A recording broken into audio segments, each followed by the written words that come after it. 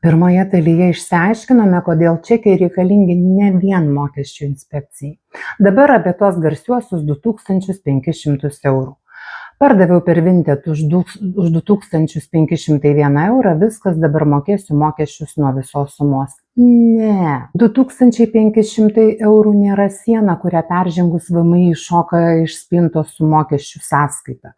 Kai parduodami savo naudoti daiktai, vertinama ne tik tai, kiek pinigų gauta, bet ir kiek tie daiktai kainavo. Tarkim, kadaise drabužiams, batams ir rankinėms išleista 8000 eurų. Vėliau dalis jų parduota per Vinted už 3000 eurų. Tie 3000 eurų nėra uždarbis. Tai tik dalis pinigų ištrauktų iš tavo spintos kapinių. Bet yra vienas bet. Daiktų įsigijimo kainą reikia pagrįsti. Neužtenka pasakyti: šita suknelė tikrai buvo brangi. Puikiai prisimenu, nes po pirkimo 3 dienas graužė sąžinė.